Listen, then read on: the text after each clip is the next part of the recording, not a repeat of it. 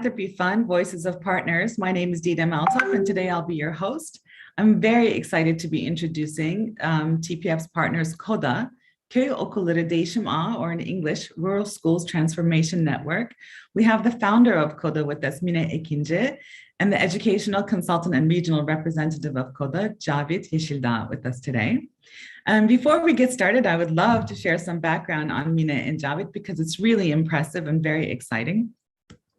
It's so wonderful that these talented people are really dedicated to working in social impact initiatives in Turkey. So Mina, actually, she has a really interesting story, and we're going to get to that too, but she's worked her whole life voluntarily and professionally in non-governmental organizations and initiatives, specifically in the field of education, but also in human rights and social policies. It's really no surprise that she did her undergraduate degree at Boğaziçi in political science and international relations, and then continued with her studies as a master's degree in international education policies with a focus on rural education, education policies and social entrepreneurship from Harvard. You know, during her time at Harvard, during her master's, she actually conducted a series of field studies in Turkey. And as soon as she was finished, she came running back to Turkey and started KODA in December 2016. And what's really striking about the activities of KODA and what Mina and Javid and her team have accomplished is that within 1 year, they were awarded the Ibrahim Bodur Social Entrepreneurship Award in 2017, followed very quickly 2 years later by the Ashoka Fellowship Award from Ashoka Turkey in 2019. So that's a testament to how quickly they were able to ramp up and scale up and do their grassroots level work.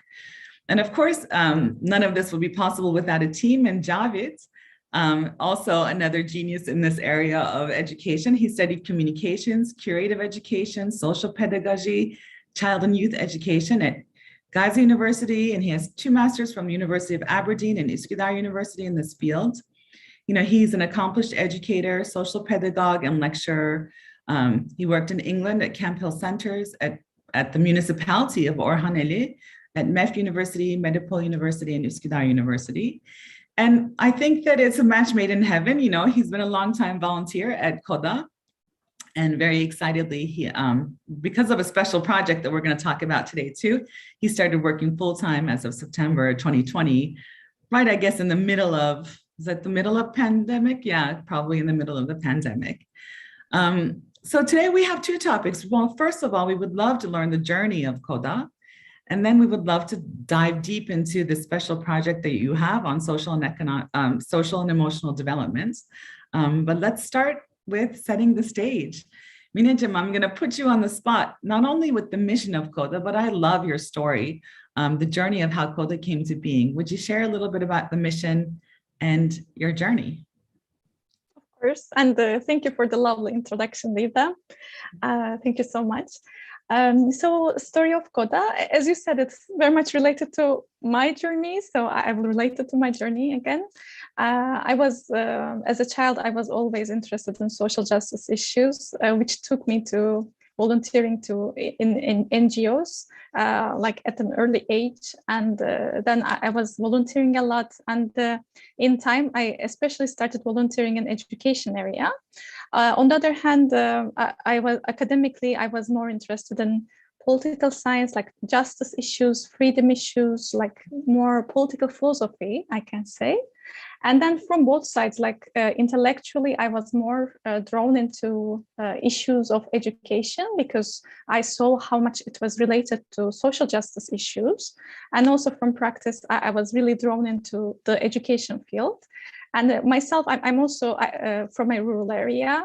My family is still living in a rural area. Actually, now I'm in their village. I'm connecting from there.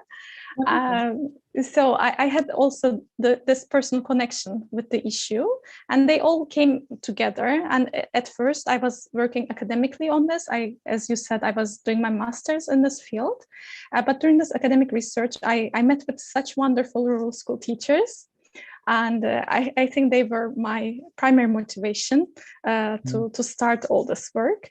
I also met with many academics and volunteers who really wanted to work in this area. Like what we saw was there was such a big need for doing something for like doing a sustainable change, like creating a sustainable change in rural education, because people cared about rural schools. People care a lot like about rural schools in Turkey, but what we do in general is only like sending some packages to rural schools, like sending boxes of books or sending boots and the coats.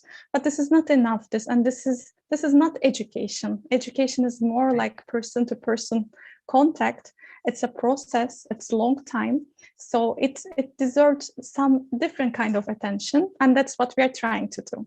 So Mina, it's wonderful. And if you haven't had a chance, to our listeners, you should definitely check out the KODA website, because you can see so many valuable resources that you've developed, and you get a much deeper understanding of the work that you're doing. So you're dealing with many sensitive issues in rural education. There's the children of migrant workers who are moving around during the year, so they're switching schools. You have refugee youth who are trying to assimilate and integrate, and they have language barriers. And they also have traumatic experiences, right? And then you have also other special needs students as well. You're really tackling a lot, but really, I think what's exciting about your own theory of change is that you're including the parents and the teachers in the curriculum and the programs that you're developing. Can you talk a little bit about your theory of change? Like, how do you develop programs for such complicated issues? So first of all, we are specifically targeting rural areas. I think this is what makes KODA really special in the civil society in Turkey at the moment. Like, that's what really makes us special. We really focus, we specify anything we do is specifically for rural areas. And our theory of change here is first of all, we do a lot of research and development. We try to develop programs, tools, content specifically designed for rural education. And then later, we really care about empowering adults near the children, who are, so we think it's really important while children are growing up in rural areas, they are supported by adults, they are supported by their teachers, they are supported by their families, and maybe they are also supported by other people around them. They can be volunteers, they can be muhtars from the villages, all other actors. So we are trying to create this support network around children. So that's why our focus is more on teacher education, family trainings. We also work with teacher candidates to create this support network. That's fascinating. So I'm going to ask Javid to chime in here too, because we had a brief conversation before, but this isn't really typical when you're thinking about developing a learning curriculum. You're targeting whatever the students are, and you have learning goals.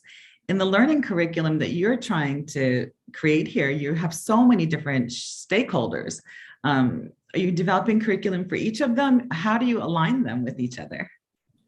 Thanks, Didem. First of all, thanks for having us. I think Mina explained very nice, but I think the very important question for us, what is education? And then what is child development? And what is the area we are working, like rural areas? So if you know the, really specific characteristic of the rural areas, we know that in terms of child development, we have lots of deficits.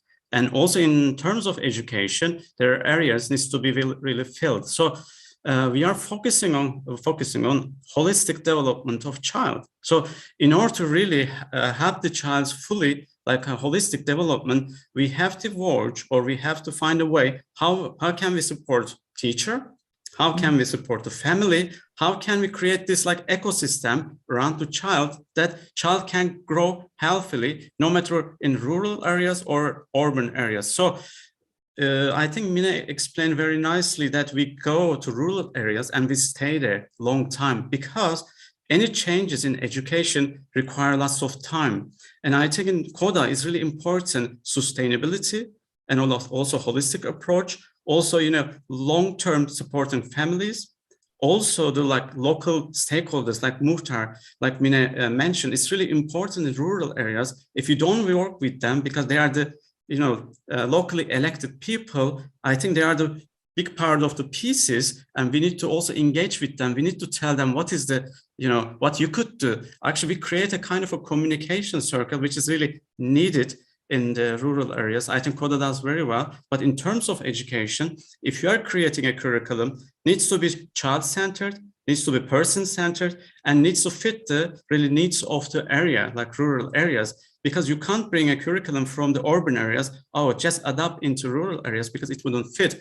Also, I think what makes KODA really special in relation to education and curriculum, long-term you plan, and how can you really support in child every step, year 1, year 2, year 3, and really watch this, observe this, monitor this, and also support the teacher. I think that what we put lots of pedagogical input in teachers' first personal development, also in her really professional development, and we need to tell how to do it, and we need to show it, and we need to take this journey together with him, and then he understand both difficulties how to solve, also how can he really transform this knowledge he gained from us, he learned from us, for the areas. I think it's really the key is to understanding child development and understanding what is real education, because this is the problem in our time. What is education? To teach academics or to teach actually more social, emotional skills, also cultural skills, also, disadvantages. How can we transform disadvantages into advantages? Actually, this is the story of KODA, I can just shortly say. I know when we were talking with Mina earlier, we also talked about like using nature as a classroom. So, you're taking this urban area and you're turning it, what seems like because they're remote or they're removed from the urban cities, you're turning it into an advantage and using it as a classroom. It's fascinating that your work that you're doing.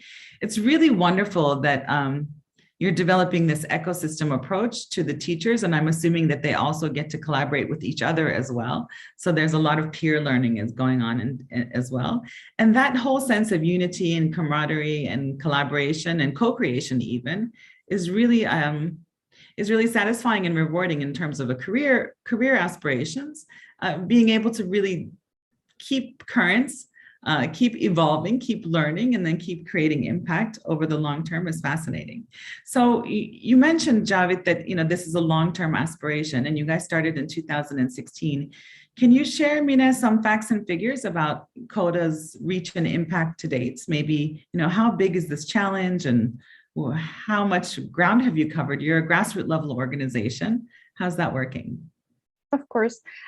First of all, as you said, there's a lot of peer learning going on in our system, because we everything is really based on networks in KODA. Our name is also Rural Schools Transformation Network. Right. So first of all, we have 16 teacher communities at the moment. Some of them are digital communities, or some of them are local communities. They meet face to face.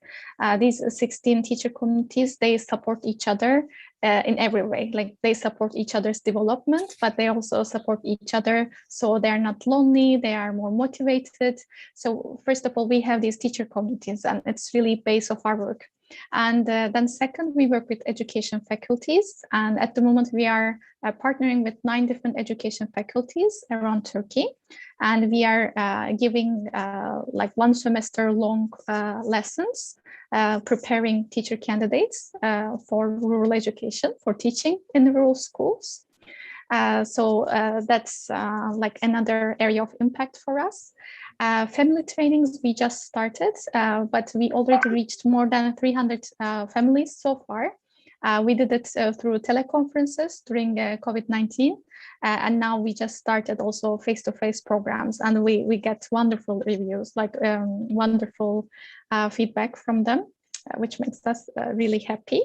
So if you put all of them together, we reached about more than 2,500 teachers so far. And if you add up all the numbers, we reached about 30,000 children, we can say. And I think we really achieved deep impact in most of them. That's what we are most proud of. I mean, I was so fascinated by your website and the amount of material that you've developed over time in a very short period of time. Not only are you co-creating in the fields, but then you're taking everything that you've learned, you're collating it like a center of knowledge or a center of excellence and sharing it to a much broader audience. So really that multiplier impact that you're creating through these pilot studies and pilot initiatives, et cetera, it's not just limited there, right? There's a whole ripple effect that you're able to create. You did mention COVID. How did COVID-19 pandemic affect your work? Did you have to find new ways of working? What happens? Javid, would you like to take a stab at that? Yeah, of course. I think, we know that whole world is affected. And I think education was one of the most affected areas in COVID-19 pandemic. And I think what we did in COVID-19 pandemic time into education is really, I think, remarkable from my perspective as a, more than 20 years on the field. Like COVID-19 in Turkey, we had distance learning when the COVID pandemic started. The government decided to, distance learning as a prevention, and then, of course, we thought, okay, what we could do, how can we support the teachers, first of all, then parents, and then children. And then you had to create some ideas because teachers struggled certain areas. Okay, now kids are at home and using internet, if they have internet, because that was the biggest problem in rural areas. I think more than 40% of the families didn't have really a strong, reliable internet connection. So we had to find a solution for this. First, for teacher, we had a, kind of like a solution desk. Kind of program, we could say. We created lots of content, pedagogical content, which could help the teacher to really, how can you engage with the teacher online and actually teach all the materials via internet to the kids. And at the same time, help the parents at home, how can you spend this time with your child? But I think like there are so many teachers, over 500 teachers we reached in that time, and thousands of students. What was important, because that was a transition time for teachers, many teachers in Turkey, they struggled, okay, how can I do something over internet? Or kids, that was something new because learning requires face-to-face, environment that wasn't there. So we had to create pedagogical solutions, content, and we prepared lots of activity-based solution for them, and we put on our internet page that teacher can follow how to communicate, how to use this time, how to help the parents at home, and then children, of course, in their perspective, they were following everything through internet if they are lucky. So, and then we also taught if the kids has no internet, we taught, and then we also asked teacher, look, this is the way, how can you help the students? So we have to find a link. How can we use this time and how can we transform our knowledge, all the knowledge we have through this COVID time? And I think from the feedback, I know, really many teachers, and it was really good help for them because most of them had really struggled and very heavy difficulties in that time, because being a teacher required flexible thinking, creative thinking. And in that time, of course, they struggled and they said, yes, there is an organization called KODA, and they helped me a lot in this time. I'm really happy. Thanks to them, I could really keep this connection between, my kid, my student, myself. Also, I could help the parents because parents were all the time asking questions. What am I going to do with my kids? They're all the time at home. And we have an internet problem. So we have to bring some solutions, some materials. And I think this solution desk still in our internet page, you could see that there are lots of, really practical advices for teacher, also parents. And of course, it wasn't easy, but we then had to find really creative solutions. And I think KODA really brought many solutions, as Mina mentioned about this family trainings. We taught families also really struggling in many ways. So how can we help them? How can we support them? If they don't have an internet, that was the main problem. So the old technique of phone came to our help, and we started teleconference, really reaching the really rural areas and giving them a very basic, really pedagogical concept to the families. They could help their kids, also their education process, but also their emotional part, because that's really damaged during pandemic. I think we took right actions, but we are still learning in this process. I mean, it's fascinating. And thank goodness that you're here as a swift action team. The pandemic happened and everything was so overwhelming for so many people. It was frightening. It was scary. And then, everybody had to mobilize some way. The kids are home. Parents have to deal with the education. Parents have to deal with the kids. internet access, you're saying. I mean, being able to assemble a swift response team for that emergency crisis mode is really remarkable that you were able to do that and get creative and use old technology and new technology mixed together. And, you know, the teachers were overwhelmed, the parents were overwhelmed, and you were really able to be there for them, which is really impressive. Thank you. Thank you for the work that you're doing. So, you know, you've done a lot of work with KODA already on many, many different sensitive issues, which we talked about. You were also there for the COVID response to help the education system really rise to the challenge. But of course, you never stop innovating, from what I understand. And in your very near horizon, you have a whole new pilot program for social and emotional development. Maybe Javid, we can start with you there too, because I think this is your real area of expertise. Can you tell us, you know, social emotional development, or SED, I think we are calling it. What are SED skills? Why are they important? And, you know, what's this pilot program about? Okay. I think I, briefly try to explain, because this is I think when we talk about Turkey and education system and development, we always come to the same question: why we don't have, individuals in Turkey who has a, really like critical thinking capacities, problem solving, kind of skills, and also leadership. When you talk about 21st century skills, like the 4C, we are talking about communication, critical thinking, collaboration, and creativity. And I think there are many researches, it has been done last 20 years. They're all focusing one thing. Okay, in order to create a healthy society, and also in order to really have the child's development holistically, we need one thing, because our education systems focused on not only in Turkey, around the world, one area, academic development, okay, which is important. But researchers tell us something, only working in academic area later in life show us lots of deficiencies in certain skills. When you talk about, business people, they says, we want to have people who can ask questions, who are responsible with their decisions. They know risk-taking, they know leadership, they can communicate effectively, and they know their emotions. So when we talk about social emotional learning, actually heart of the education, heart of the human development, I can briefly give examples. In 2019, in Turkey, TÜSİAD, this leading business association, and Boğaziçi University, really publish a very intense social emotional learning report. And this report actually in Turkey made a big impact. Actually, in the last 20 years in Europe, there were lots of works. But in this report, I would like to read, if I'm allowed, just short findings of this report actually tells why, social emotional learning skills are very important, especially for Turkey.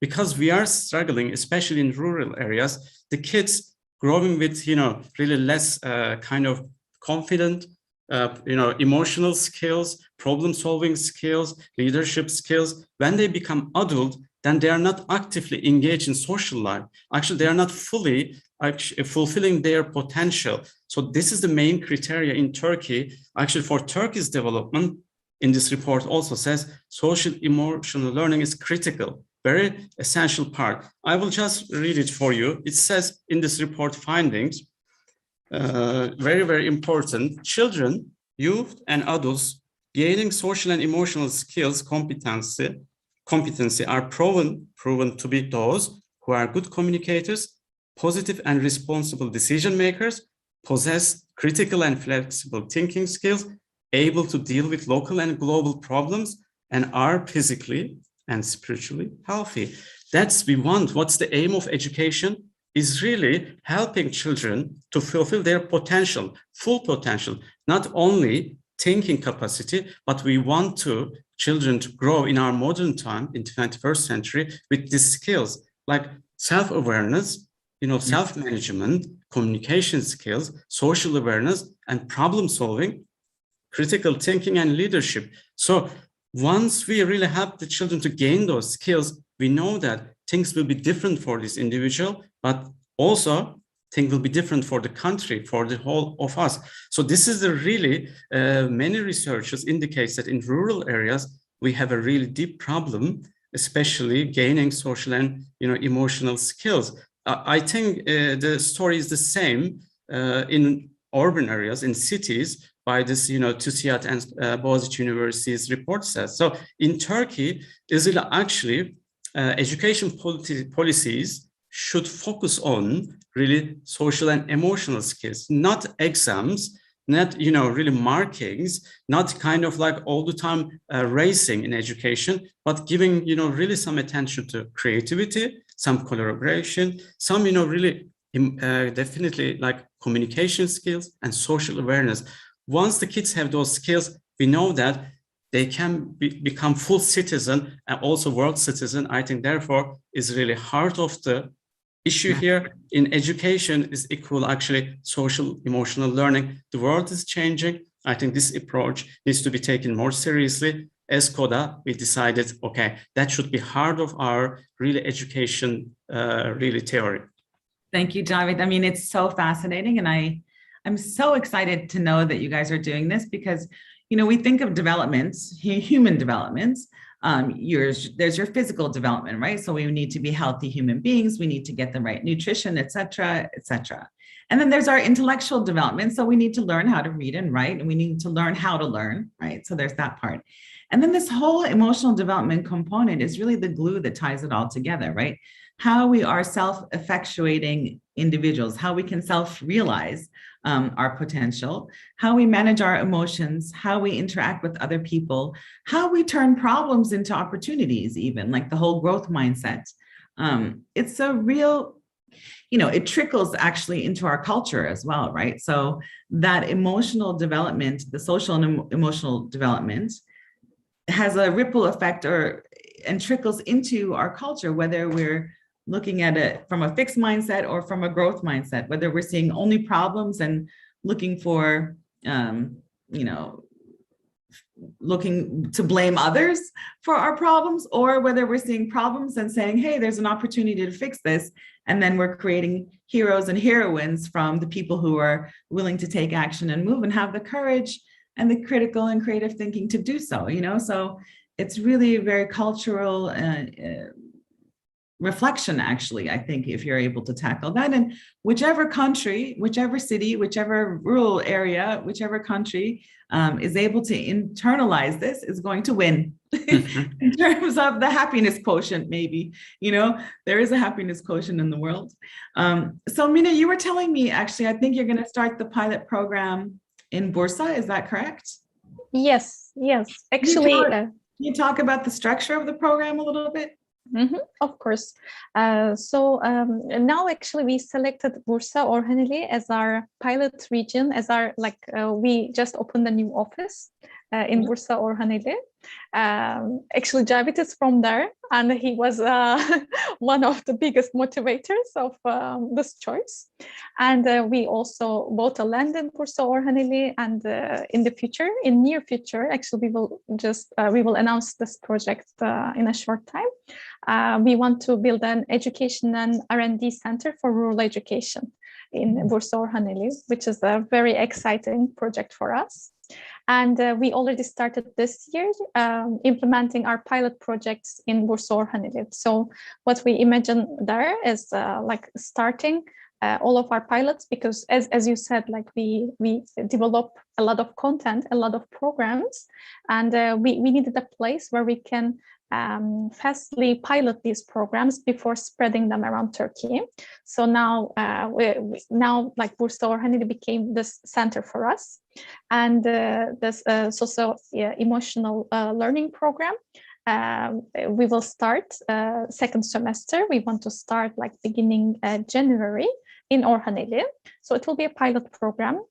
We want to work with 2 groups of students, 20 students in each group.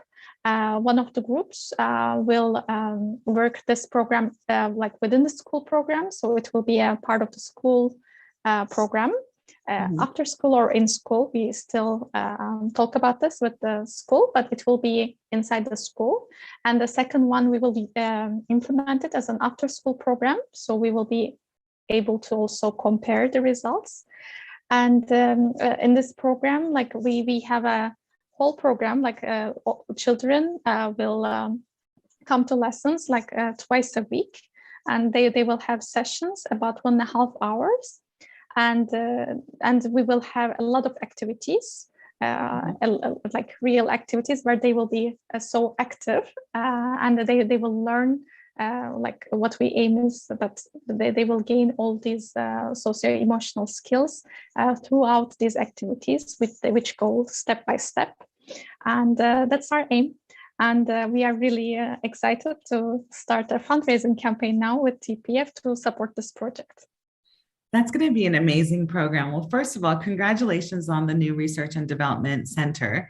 This whole idea of having a center of excellence where you're piloting programs, testing them, and then sharing that knowledge with the rest of the country and maybe even other countries is really, really an amazing way for a grassroots level organization to become scalable. It's fascinating what you're really trying to accomplish there. With the social emotional development program too, like I remember reading a little bit about it. This whole experiential learning component of it is really critical, of course. It's the critical success factor. So that students can engage in the activities and the exercises, but it's not enough just to have the experience. Then you have to have a moment of reflection on that experience, right? So there's that whole cycle or the circle that the learning circle that you're trying to create. It just makes so much sense to me. And it's so impressive to know that this is what you're working on and that it's going to come out soon, very, very soon. So then what happens after the pilot program? You'll test it, you'll measure your impact. You can't can you measure impact in the very short term, or do you have to measure the impact in the long term? We can still actually measure. I mean, there are stages of impact, so we can already measure. And actually, while developing the program, we made a collaboration with Boğaziçi University Peace Education Center. And they're really focused on this social emotional development. And we want to continue working with them also while measuring impact. Like if everything goes well as we planned, we also want to work together so it can be also academically researched if the program is successful, to what extent, what we need to revise with the program. And afterwards, we actually want to create guidebooks. So we will work with middle school children in this program, and later we want to create guidebooks which will be available for middle school teachers all around Turkey, especially from rural areas. So that's how we are planning to spread the work. I love it. So will there be opportunities for people and organizations to support these endeavors, right? So can people volunteer? How much is it cost maybe to sponsor a classroom or a student? Can you talk a little bit about ways that people can engage with what you're doing? Javid, do you want to answer that? Javid, do you want to take a stab? Of course, because we pay so much attention to this program, as Mina also shared, it's really critical for Turkey, for rural areas, for education system. And I think for Turkey's education culture, the social and emotional learning needs to be part of it. It's really critical for Turkey. Therefore, we pay so much attention. Of course, this program, we start with 40 students. And of course, there are lots of needs around because in each activities, we use lots of material. Like we use in these activities, art, we do lots of drama, we do lots of, really critical thinking, group work. So therefore you could see lots of pedagogies going there. But of course, that's bringing lots of costs as well, because we will, I think soon we will employ one coordinator for this. Will be helping us and working through. So there are costs there for each, especially Mina said, we will working in the town center in Orhaneli, which is a rural town. Population is 9,000, but then we will be, another school will be outside town center, is in a village.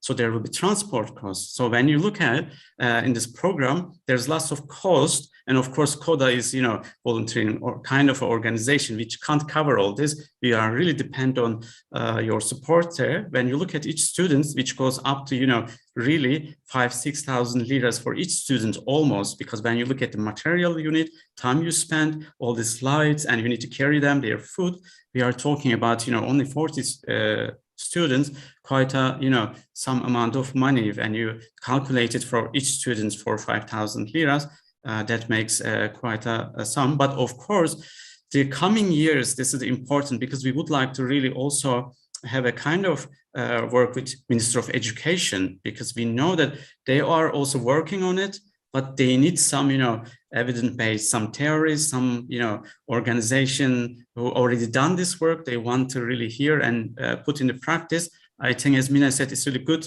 to start with middle school. Why we start middle school? Because puberty years, lots of difficulties on top of being in rural area brings another difficulties. So social emotional learning program really solve some problems there. Then primary school is really important. So we need to really bring this program into primary school. Of course, that's the next year and following year. But this program, it lasts 4 months. So whole second term, we are not going there for 2 weeks. Like, it should be 4 months. You really work with the kids. You go through a journey with them because not academic, intellectual learning. As you said, experimental and reflective learning. So really, kids need to reflect lots, because those, you see the impact. 2 weeks later, you see something, but after 2 months, you see the creativity, critical thinking, and sharing emotions. Because in rural areas, I was also born in rural, in a village. I know you can't really share your feelings. You can't talk about such things. But when you become adult, you see the really missing part in you. So therefore, we need to work in it. So I think your help will be great for us to really start and, work on this project. So if we assume it's 5,000 lira per student, it's about $500 more or less. So $500 per student helps them with a whole semester worth of learning. And then that learning becomes a life skill that they can carry with them. And it's really, truly transformative, because, we're always saying that education is at the base of everything, whether it's environmental awareness or gender roles or inclusiveness or literally anything that we're trying to do, financial independence, etc. Without that social emotional skill set, actually, it's really hard to tackle any of those things. So it's such a fundamental program that you're trying to promote. Actually, we are running out of time. So I will make a call to action then, because I think that this is a fabulous, fabulous initiative. First of all, people can go learn more about KODA through kodashim.org, their website. But really, to support this program for the Social Economic Development Initiative, please join our campaign together with the Turkish Philanthropy Fund. You can go to the campaign page on donate.tpfund.org for KODA Social Emotional Education. And even though a child's program per child might cost $500, everything helps, right? $10 helps, $5 helps, everything helps. So it doesn't have to be $500, but really it's an opportunity for both individuals and companies to really support a critical transformative initiative that you're trying to initiate in Turkey. Thank you so much for the fabulous work that you're doing. I can't wait to learn more and keep following up on your activities. I did sign up on your social media pages.